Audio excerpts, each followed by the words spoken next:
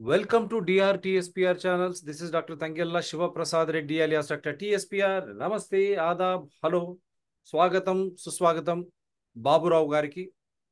మరొక విషాదం ఆంధ్రప్రదేశ్లో 18 మంది ఇప్పటివరకు చనిపోయినారని చెప్తా ఉన్నారు. ఆ సంఖ్య ఇంకా ఎక్కువ కూడా కావచ్చు. 40 మందికి పైగా ఈ మంటలతో కూడినటువంటి ఇబ్బందుల్లో హాస్పిటల్లో చేరినారని 21 నాడు విశాఖపట్నంలో జరిగినటువంటి పరిశ్రమలో జరిగినటువంటి ఒక ఉదంతం. ఎల్జీ పాలిమర్స్ దానికన్నా ముందు నుంచి కూడా బాబురావు గారు, అక్కడ సాగర్ దార, మిగతా మిత్రులు సుబ్బారావు గారు కానీ, పురుషోత్తం రెడ్డి గారు కానీ, ఇట్లా చాలామంది పర్యావరణవేత్తలు పరిశ్రమలు ప్రజాహితంలో ఉండాలా, ప్రజలకు అనుబంధంగా ఉండాలా, అదేవిధంగా పర్యావరణాన్ని ఇబ్బంది పెట్టే విధంగా, పర్యావరణాన్ని నష్టపరిచే విధంగా ఉండకూడదని శాసనాలు చేసినా ప్రజల ప్రాణాలే తీస్తా ఉన్నటువంటి ఈ పరిశ్రమలకి ఎవరి కోసమయ్యా? ఎన్ని ప్రాణాలు పోయాయి ఎల్జీ పాలిమర్స్. బాబురావు గారు అయితే తిట్టి తిట్టి అలిసిపోయినారు. ఇంకా సిగ్గు శరము మానం ఏదైనా ఉందా అధికారులకు?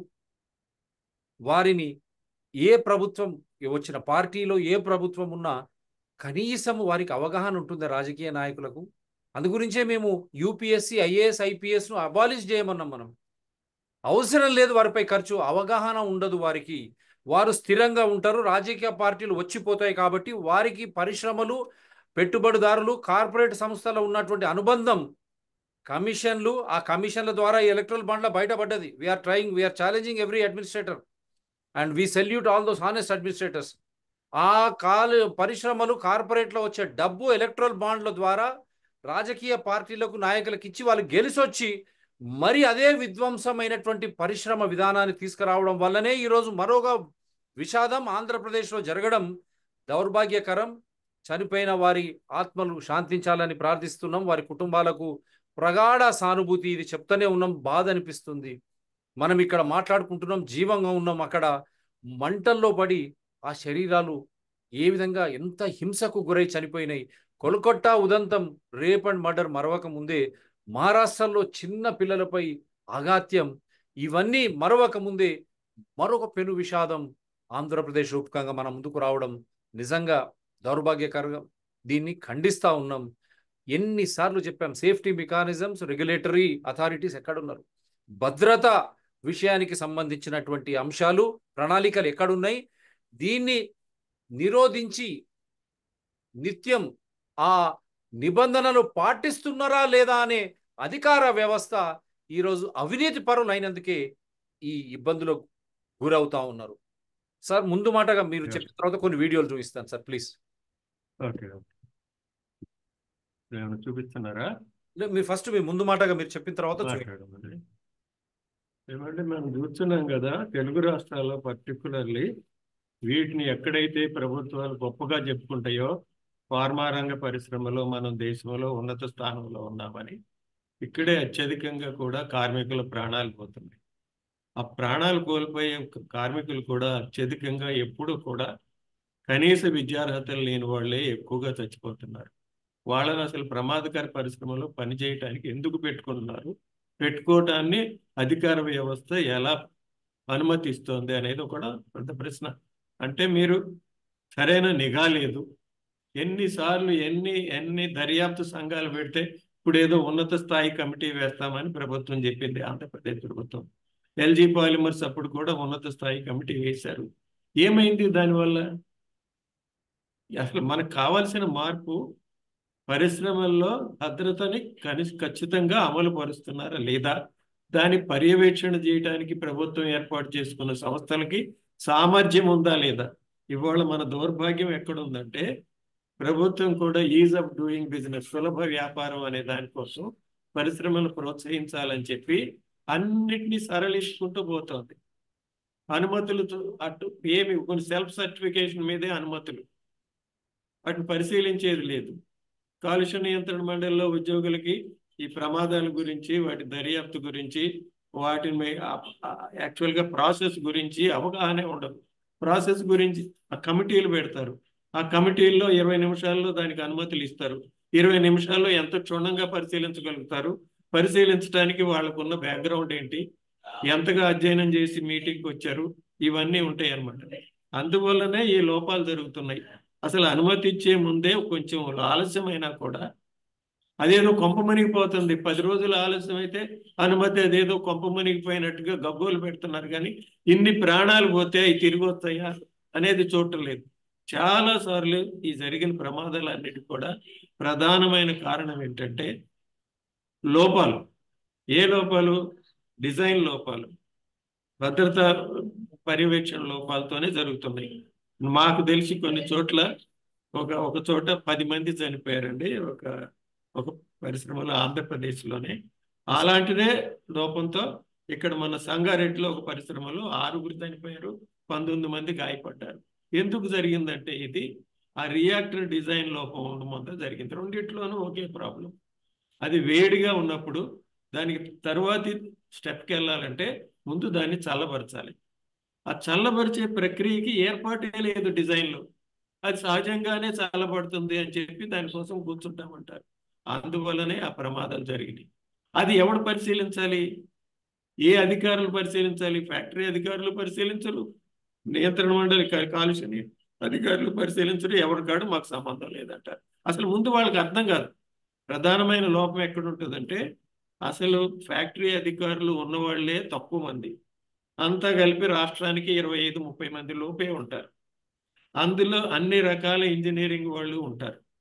వాళ్ళకి మన దగ్గర అత్యంత ప్రమాదకరమైన పరిశ్రమలన్నీ కూడా రసాయన పరిశ్రమలు. రసాయన పరిశ్రమల గురించి కనీసమైన అవగాహన కూడా లేని వాళ్ళు అందులో ఉన్నారు. వాళ్ళు దానికి కూడా నేను ఎందుకు ఉదాహరణలు చెప్తాను. సేమ్ ఇక్కడే అచ్యుతాపురంలో ఒక ప్రమాదం జరిగినప్పుడు, దీనికంటే ముందు గత సంవత్సరం జూన్ 30వ తారీఖున ప్రమాదం జరిగినప్పుడు అది ఒక డిస్టిలేషన్ ప్లాంట్. డిస్టిలేషన్ అంటే ఒక రసాయన మిశ్రమం ఫార్మా కంపెనీల్లో వాడేసి పారబోయే తిరస్కరించాల్సినట్టు వాడేసిన రసాయన మిశ్రమం, ద్రావణ మిశ్రమం ఏదైతే ఉందో ఆ మిశ్రమాన్ని శుద్ధి చేసి తిరిగి పనికొచ్చే ద్రావణాలను రికవర్ చేయాలన్నమాట. దానికోసం కొన్ని కంపెనీలు ఉంటాయి.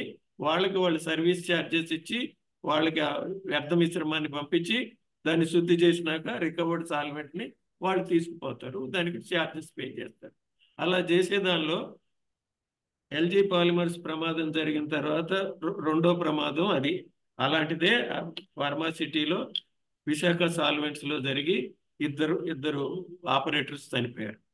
ఈ డిస్టిలేషన్ ఆపరేషన్ చేయడానికి వాళ్ళు పెట్టుకున్న ఉద్యోగులు ఒకడు ఇంటర్మీడియట్ స్థాయి, ఒకడు 10th క్లాస్ స్థాయి.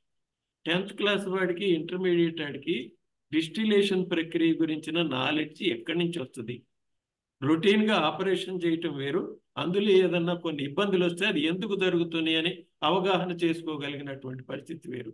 అసలు డిస్టిలేషన్ ప్రాసెస్ అంటే 10వ తరగతి చదివిన వాడికి ఎలా అర్థం అవుతుంది? అర్థం కాదు, తెలీదు. అట్లాంటి వాళ్ళ వల్లనే ప్రమాదాలు జరుగుతున్నాయి. ఏదైనా చిన్న ఆపరేషన్లో చిన్న తేడా వచ్చినా అది వీళ్ళకి అర్థం కాదు, అది ఏమవుతుందో తెలియదు. ఈ లోపల ప్రమాదం జరిగిపోతుంది. ఆ మొత్తం కంపెనీలో ఇక్కడ మన సంగారెడ్డిలో జరిగిన కంపెనీలో కూడా మేము చూసాము. ఆ కంపెనీ మొత్తంలో ఆ ప్లాంట్ను ఆపరేట్ చేసేవాళ్ళు కనీసం బిఎస్సి కెమిస్ట్రీ చదువుకున్న విద్యార్థి కలిగిన ఉద్యోగి కూడా లేడు అక్కడ. దౌర్భాగ్యకరం. కనీసం బిఎస్సి కెమిస్ట్రీ చదువుకున్న ఉద్యోగి కూడా లేడు అక్కడ. ఇక ఎట్లా జరుగుతుంది?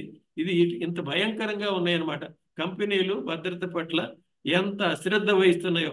ఇవాళ మాకు ఉత్పత్తి వస్తే చాలు, కానీ ఆ కంపెనీల్లో ఆ టెక్నాలజీకి సంబంధించిన సమాచారం కూడా సమగ్రంగా వాళ్ళ దగ్గర రాతపూర్వకంగా లేదు.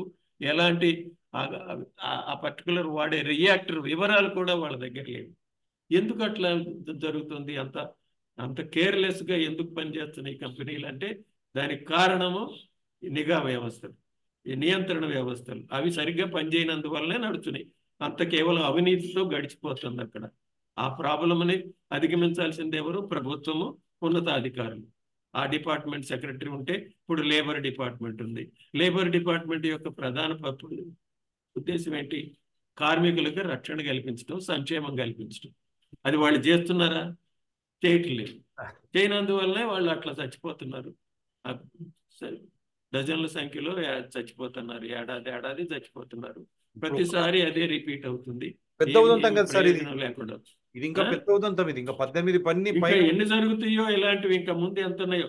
అదే చెప్తున్నా కదా మీకు, మొన్న చెప్పాను కదా, అక్కడ రియాక్టర్ చల్లబరచడానికి వ్యవస్థ లేక 10 మంది చనిపోయిన అదే కంపెనీకి 2-3 చోట్ల యూనిట్లు ఉన్నాయి వాళ్ళకి.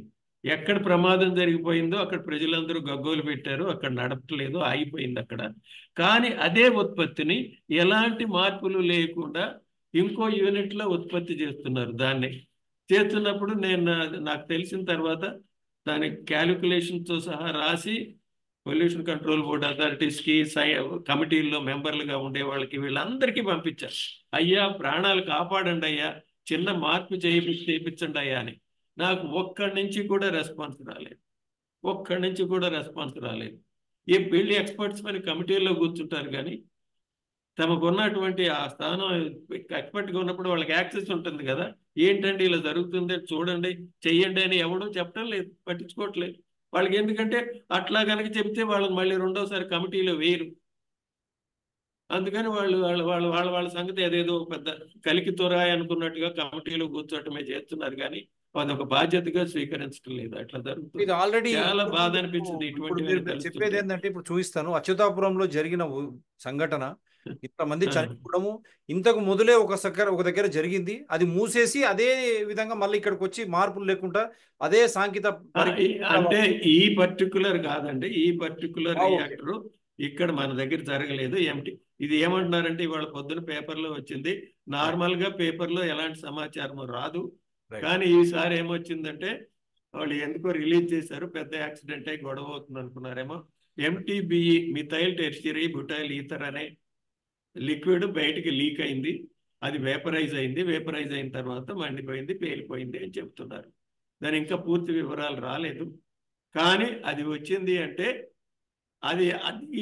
ఇలాంటి ప్రమాదమే అమెరికాలో హూస్టన్ నగరంలో 2004లో జరిగింది. అంటే సార్. ఇదే ఉత్పత్తి కాదు, వేరే ఉత్పత్తిలో ఆ ప్రమాదం జరిగిన దానిలో ఈ ఎంటీబీఈ అనేది కూడా ఇన్వాల్వ్ అయ్యింది అనమాట. సార్. ఆ ప్రమాదం గురించి వాళ్ళు ఆల్రెడీ దర్యాప్తు చేశారు, దానికి నివేదిక కూడా ఉంది. రైట్. నేను కూడా డౌన్లోడ్ చేసుకున్నాను. ఎందుకంటే అమెరికాలో జరిగిన ప్రమాదాల దర్యాప్తు నివేదికలు మనకు లభిస్తాయి. మన రాష్ట్రంలో, మన తెలుగు రాష్ట్రాల్లో జరిగిన ప్రమాదాల గురించి ఏదైనా దర్యాప్తు చేస్తే ఆ నివేదికలు మీకు నిషిద్ధము, ఎవరు చూడటానికి వీల్లేదు. రైట్. అట్లా ఉంటే ఇక్కడ ఏది ఒక్కటి కూడా వెబ్సైట్లో పెట్టరు. రైట్. ఇప్పుడు ఇక్కడ చదువుతున్నాం సార్. 17 దుర్మార్గంగా people ఉందండి. died and 40 others have been injured and are receiving treatment following a reactor blast at Essentia Advanced Sciences Private Limited in Andhra Pradesh, Achyutapuram Special Economic Zone on Wednesday, August 21. Of the 40, currently 17 have been shifted to the intensive care units in Anakapalli and Visakhapatnam districts. Those seriously injured are shifted to ఇక్కడ అన్నారు.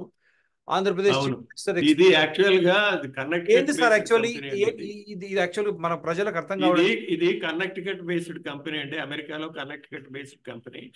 వాళ్ళు ఇక్కడ ఆంధ్రప్రదేశ్ లో కూడా ఒక operations పెట్టుకున్నారు. అక్కడ 2 చోట్ల హైదరాబాద్ లో కూడా ఉంది. ఇదే కంపెనీ హైదరాబాద్ కూడా ఉంది, పక్కనే ఉంది.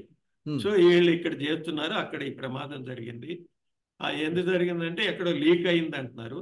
ఆ లీక్ ఎట్లా అయింది? అక్కడ అమెరికాలో జరిగిన దానిలో ఏమైందంటే వెల్డింగ్ చేసిన చోట ఆ వెల్డింగ్ బలహీనంగా ఉండి కేవలం ఒక 4 కిలోల ప్రెషర్ కూడా తట్టుకోలేక ఇంటర్నల్ ప్రెషర్ అక్కడి నుంచి లీక్ అయిందని అంటున్నారు. 60-70 kg PSIG pounds per square inch pressure దగ్గరే అక్కడ లీక్ అయింది, తట్టుకోలేదు అని. ఇక్కడ కూడా ఎలాంటి లోపం ఉందో అది ఎవడు పరిశీలించలేదు. అది ఎంటీబీఈ అనే సాల్వెంట్ ని మారుస్తున్నప్పుడు, ఇంకొక ట్యాంకులోకి చార్జ్ చేస్తున్నప్పుడు ఇది లీక్ అయింది అని మరి ప్రాథమికంగా వాళ్ళు చెప్పింది. తర్వాత దర్యాప్తులో ఏం తేలుతుందో తెలియదు. ఎందుకంటే ఒక్కోసారి ఈ ప్రాథమిక దర్యాప్తులు ఫ్యాక్టరీ అధికారులు చేసేవి నమ్మటానికి లేదు. వాళ్ళకి చాలా వరకు ఇది సరైందో కాదు. ఎంటీబీఈ అయితే అయి ఉండొచ్చు, కానీ వాళ్ళు ఎంతగా అర్థం చేసుకున్నారు. మిథైల్ టెర్షియరీ బ్యూటైల్ ఈథర్ అనే ఒక రసాయనం. ఈ ఎంటీబీఈని పెట్రోల్ గ్యాసోలిన్ లో కలిపేవాళ్ళు కొంతకాలం. మనకి మొట్టమొదట లెడెడ్ పెట్రోల్ వచ్చేది. ఆ లెడెడ్ పెట్రోల్ నిషేధించిన తర్వాత లెడ్ వాడకూడదు, అది ప్రమాదకరం అని చేసిన తర్వాత కొన్నాళ్ళు ఎంటీబీఈని ఎడిటివ్ గా వాడారు, యాంటీ నాక్ ఏజెంట్ గా వాడారు. Hmm. తర్వాత ఎంటీబీఈని కూడా తీసేసి ఇంకొకటి ఏదో ఎంటీసీఎన్టీ అన్నారు. ఇప్పుడేమో అన్లీడెడ్ పెట్రోలియం వాడుతున్నారు. ఎందుకంటే వాళ్ళు వాహన ఇంజిన్ మార్చుకోవడమే బెటర్ అని చెప్పి ఇంజిన్ డిజైన్ లోనే మార్పులు తెచ్చారు. అంటే ఇప్పుడు దేని గురించి వాడతారు సార్ ఈ ఎంటీబీని? ఎక్కడ వాడతారు పరిశ్రమలో? ఎంటీబీఈ సాల్వెంట్ అండి, అది కెమికల్ Solvent. సాల్వెంట్. Okay. మరి ఆ కంపెనీలో వాళ్ళు దేనికి వాడుతున్నారో మనకి తెలియదు. అది ఎంటీబీఈ కూడా అక్కడ వాళ్ళు ఉత్పత్తి చేసుకుంటున్నారా, అదే మరి ఆ రియాక్టర్లో ఎంటీబీఈ ఉత్పత్తి అవుతుందా లేదా తెలియదు. మనకేం నిన్నే కదా జరిగింది, నన్ను మధ్యాహ్నం. అయితే ఇప్పుడు అక్కడ ఇప్పటి వరకు పూర్తి వివరాలు ఏమి రాలేదు బయటికి, కానీ ఇన్వాల్వ్ అయిన సబ్స్టెన్స్ ఎంటీబీఈ అంటున్నారు. ఇది ఒక్కసారి విందాం అది సార్. ఎంటీబీఈ అక్కడ తయారవుతుండగా రియాక్టర్లో అయితే పేలలేదు అంటున్నారు. పెద్ద స్టోరేజ్ ఉంటుంది. ఇప్పుడు అక్కడ కూడా అమెరికాలో జరిగిన ప్రమాదంలో కూడా సార్ 20,000 పౌండ్స్ ఉన్న స్టోరేజ్ కెపాసిటీ సార్ ఆ ట్యాంక్ ఏదైతే ఉందో, ఆ ట్యాంక్ ఆ పేలుడికి ఆ ట్యాంక్ మొత్తం 150 అడుగులో ఎంత దూరమో వెళ్ళి పక్కవాడి కాంపౌండ్ లో పడింది అనమాట. అంత పెద్ద ట్యాంక్. అట్లాంటిది జరగవచ్చు. ఇంతకు ముందు కూడా సేమ్ ఇక్కడే ఈ ప్రమాదం జరిగిన దగ్గరలోనే ఆ డిస్టిలేషన్ అని నేను చెప్పాను కదా, ఆ డిస్టిలేషన్ కాలం ఒక రిబాయిలర్ ఏదైతే ఉంటుందో ఆ రిబాయిలర్ పేలి 300 అడుగులు 400 అడుగులు 80 మీటర్లు వెళ్ళి పక్క కాంపౌండ్ లో పడింది. లారస్ ల్యాబ్స్ అని పక్కన ఉంటే ఆ ల్యాబ్ కాంపౌండ్ లో పడింది. అంత పెద్ద రిబాయిలర్ ఎగిరెళ్ళి అక్కడ 6 కిలోలీటర్స్ వెచ్చర్, 6,000 లీటర్ల వాల్యూమ్ ఉన్నటువంటి వెచ్చలు వెళ్ళి అక్కడ అంత దూరంలో పడింది. అంత ఫోర్స్ వస్తుంది ఎక్స్ప్లోజన్. మొదట్లో నాకు అనుమానం వచ్చింది, ఎంటీబీఈ అన్నారు, ఎంటీబీఈకి అంత చాలా పెద్ద విస్ఫోటనం కదా, ఇంతమంది అలా చిదిలాలు అయిపోయారు, బిల్డింగ్ కూలిపోయిందంటే చాలా పెద్ద విస్ఫోటనం కదా. అది రియాక్టర్లో కాకుండా బయట ఎట్లా జరిగింది అనేది ఇప్పటికీ నాకు కొంత డౌట్గానే ఉంది. అదేదో డెఫినెట్గా ట్యాంక్ కూడా పేలి ఉంటుంది. ట్యాంక్ పేలకుండా ఇంత ప్రమాదం జరిగే అవకాశం లేదు. కేవలం వేపర్ అయితే, కేవలం వేపర్, అంత వేపర్ అక్యూములేట్ అయ్యే వరకు వీళ్ళంతా ఏం చేస్తున్నారు? ఎందుకంటే వేపర్ కూడా టాక్సిక్. తర్వాత నాకు కొంతమంది అక్కడి నుంచి చెప్పిన వాళ్ళు ఏంటంటే, రాత్రి కొంతమందిని ఆ 5 ఫ్లోర్స్ నుంచి కిందకి దింపుతున్నప్పుడు ఆ వాసనలు పీల్చి కూడా కొంతమంది ప్రోదప్పి పడిపోయారంట. ఆ కెమికల్ పీలుస్తున్నప్పుడు, because this MTBE is not a pleasant one, it is a toxic vapour. దాంతో కూడా కొన్ని ఇబ్బందులు ఉన్నాయి. ఇది ఒక వీడియో చూద్దాం సార్, ఇది ఒక వీడియో చూద్దాం. ఓకే సరే చూద్దాం. పాపదా ఆ పాప మా అమ్మాయి బ్రదర్ చనిపోయాడు, వెంకట సాయి అన్న, ఆయన చనిపోయాడు. చూసా, రాత్రి నేను చూసాను. ప్రొడక్షన్ క్లీన్ రూమ్ లో ప్రొడక్షన్. మీరు ఏదైనా అడిగారా ఆ లోపల ఎవరికైనా సంప్రదించారా? ఎవరు ఫోన్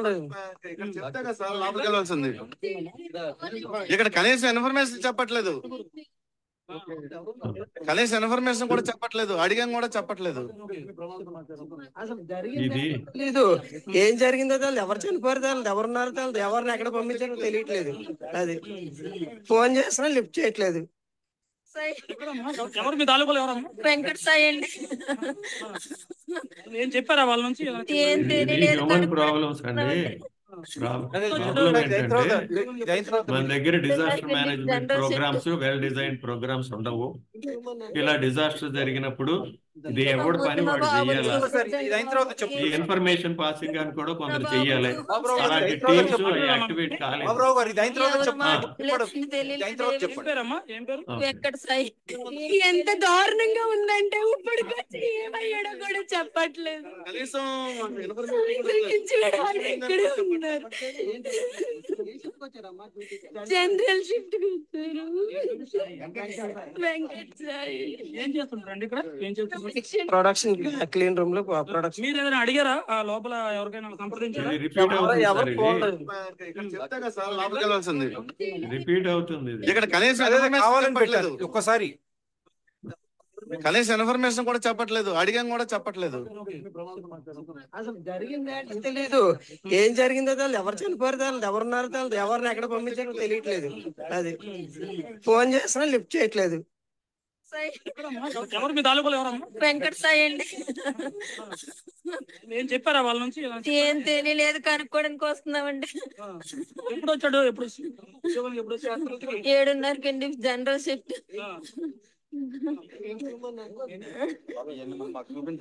ముందు మా బాబు చూపించండి బాబు, ప్లీజ్ అండి. మా బాబు చూపించండి ముందు. మాట్లాడదామా? ఇప్పుడు ఎవరు మాట్లాడలేదు, తెలియలేదు. ఏం పేరమ్మా? ఏం పేరు? వెంకట సాయి. సో ఎందుకంటే రిపీటెడ్ ఇది అంత ఎమర్జెన్సీలో కొంచెం అంత పక్కాగా ప్లానింగ్ డిజాస్టర్ మేనేజ్మెంట్ లేకపోతే సాధ్యం కాదు సార్. సార్ అయ్యో నాకేదో కాల్ వచ్చింది, ఆయనకి చెప్పేసేసి నేను ఒక క్షణం మీరు ఇది చేయండి సార్, మ్యూట్ చేయండి సార్, నేను ఆయనతో చెప్పేసి పెట్టేస్తా. ఒక్కసారి రైట్. నేను ఇది తీస్తాను. హలో హలో, నాకు మీటింగ్లో ఉన్నాను, నేను మళ్ళీ ఫోన్ చేస్తా, ఉంటా. ఓకే, హలో, పెట్టేసాను. రైట్ సార్, చెప్పండి. అయితే ఇప్పుడు మనం చూసాం, అది డిజాస్టర్ మేనేజ్మెంట్ ప్లాన్ ఉండాలండి ప్రతి కంపెనీకిను. ఇలాంటి డిజాస్టర్స్ జరిగినప్పుడు ఎవరేం చేయాలి అనే దానికి ఒక టీమ్స్ ఉంటాయి. ఆ టీంలో ఇలా ఇన్ఫర్మేషన్ చూసేది వాళ్ళు, ఎవరి ప్రమాదం జరిగింది, ఎంతమందికి జరిగింది, వాళ్ళ వివరాలు ఏంటి, అవన్నీ పాస్ చేయడానికి ఒక టీం ఉండాలి. ఆ టీం యాక్టివేట్ కాలేదు. ఆ టీం యాక్టివేట్ కానప్పుడు ఎవరు చేయగలిగేది ఏమి లేదు కదా. ఆయన మళ్ళీ చేస్తున్నాడండి, ఒక క్షణం మళ్ళీ చెప్పేసి వస్తాను, ఒక క్షణం.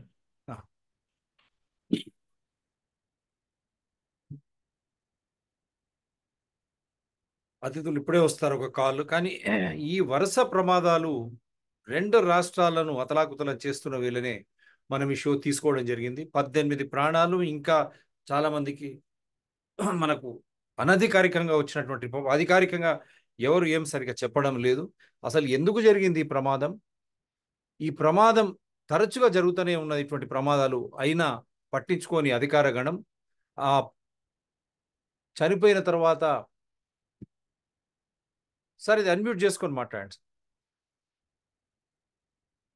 కాలుష్య మండలి సభ్యులు కానీ పరిశ్రమల అయ్యా మాట్లాడండి సార్, చెప్పండి. అదే ఎవరు బాధ్యులు అంటారు సార్? ఎవరు బాధ్యులు అంటారు? ఎవరు బాధ్యులు అంటే ఇది కంపెనీ ప్రధాన బాధ్యత ఉంటుందండి ఎప్పుడును. కంపెనీలో మరి అది భద్రతా విషయాల గురించి ఎప్పుడు కంటిన్యూస్ గా పరిశీలించుకుంటూ ఉండాలి. ఇక్కడ ఏం లోపాలు ఉన్నాయి, మెయింటెనెన్స్ సరిగా జరుగుతుందా, మెయింటెనెన్స్ షెడ్యూల్ ఒకటి ఉండాలి దానికి, ప్రతిదానికి. ఎక్కడ హెజార్డ్, ప్రతిదానికి ఏం చెప్తారు, హెజార్డ్ అండ్ రిస్క్ అసెస్మెంట్ చేయమంటారు. మరి ఈ రియాక్టర్కి, ఈ సిస్టమ్కి హెజార్డ్ అండ్ రిస్క్ అసెస్మెంట్ చేశారా, అందులో ఏం బయటపడింది, ఏం జాగ్రత్తలు తీసుకోవాలని ఉన్నది, ఆ జాగ్రత్తలన్నీ తీసుకున్నారా లేదా అనే దాన్ని బట్టి ఉంటుంది. ఒకవేళ ఇప్పుడు ఏమంటున్నారంటే ఇన్హరెంట్లీ సేఫర్ డిజైన్ అంటున్నారు. ఏంటంటే ఒకవేళ ప్రమాదం జరిగినా, మానవ తప్పిదాల వల్ల ప్రమాదాలు జరుగుతున్నాయి అంటారు కదా. మనిషి అనేవాడు ఖచ్చితంగా తప్పులు చేస్తాడు. ఇట్ ఈస్ ఇంపాసిబుల్ 24 గంటలు ఎప్పుడు ఎల్లప్పుడూ మనిషి అలర్ట్గా ఉండి ఎలాంటి తప్పులు చేయకుండా ఉండటం అనేది అసాధ్యమైన విషయం. తప్పులు జరుగుతాయి కనుక ఆ తప్పులు జరిగినా కూడా ప్రమాదం జరగకుండా ఉండటానికి ఎలాంటి తప్పు జరిగే అవకాశం ఉంది, ఏ ఆపరేషన్లో ఈ తప్పు చేస్తే దానివల్ల ప్రమాదం జరుగుతుంది అని గుర్తించి, ఆ ప్రమాదం జరిగినా ఏం కాకుండా ఉండటానికి ఏమి చర్యలు, ఆ డిజైన్లో ఏమేమి ఏర్పాట్లు చేయాలో ఆ ఏర్పాట్లు చేస్తే ఈ ప్రమాదాలు జరగవు. ఇక్కడ ఈ పర్టికులర్ కేసులో మనం పూర్తిగా ఎగ్జామిన్ చేయకుండా మనం ఏం చెప్పలేము. ఇప్పటి వరకు మన దగ్గర అసలు సరైన ప్రాథమికమైన సమాచారం కూడా లేదు. మనకి ఇంతవరకు తెలిసింది ఎంతవరకు ఏంటంటే ఈ పేలుడులో ఇన్వాల్వ్ అయినటువంటి రసాయనము MTBE, methyl tertiary butyl ether, అంతవరకే మనకి ఇటువంటి పేలుళ్ళు జరగడానికి సంభవించే కారణాలు.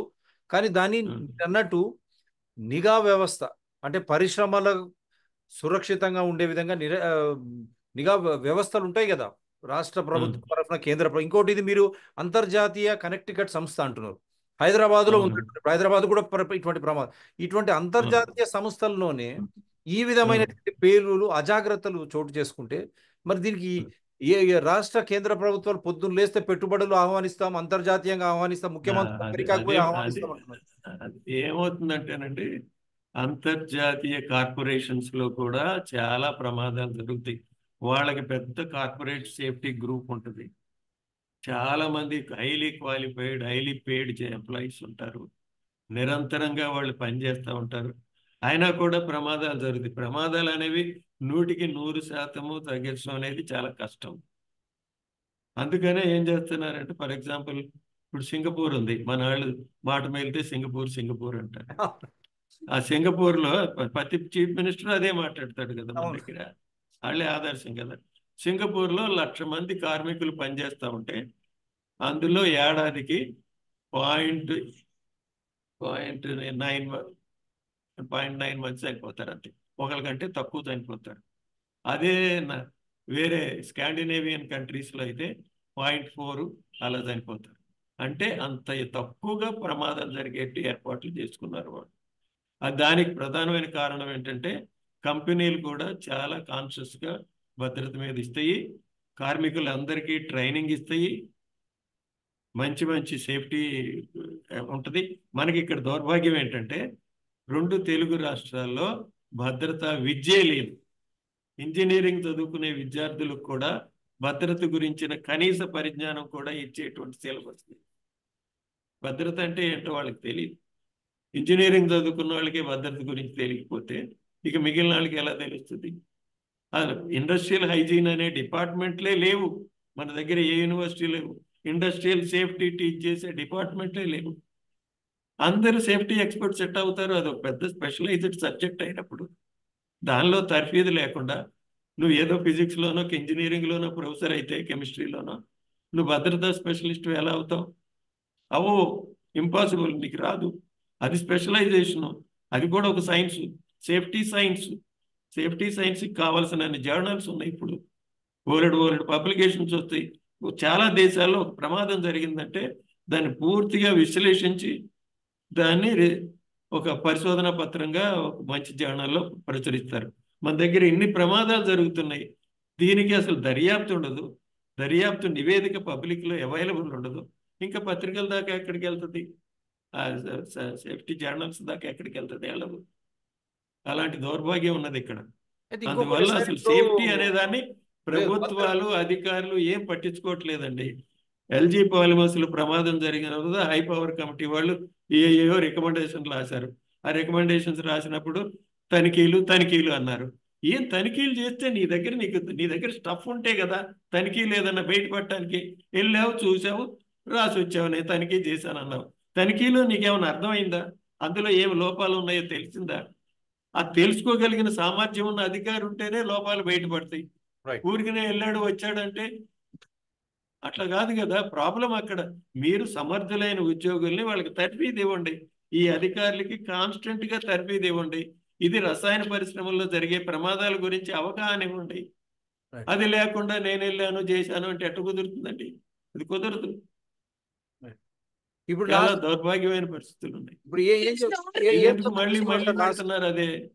లాస్ట్ క్లోజ్ చేస్తున్నాను. లాస్ట్ ఏం చెప్పదలుచుకున్నారు?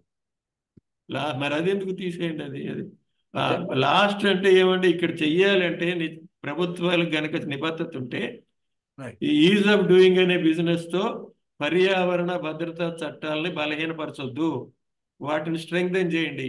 మన మధ్యనే నేను ఒక వ్యాసం రాశాను దీని మీద. దానిలో చెప్పాను, ఆస్ట్రేలియా దేశంలో ఒక కంపెనీలో ప్రమాదం జరిగితే, కంపెనీ నెగ్లిజెన్స్ అని ప్రూవ్ అయితే ఆ యజమానికి 20 ఏళ్ల వరకు జైలు శిక్ష వేయొచ్చు,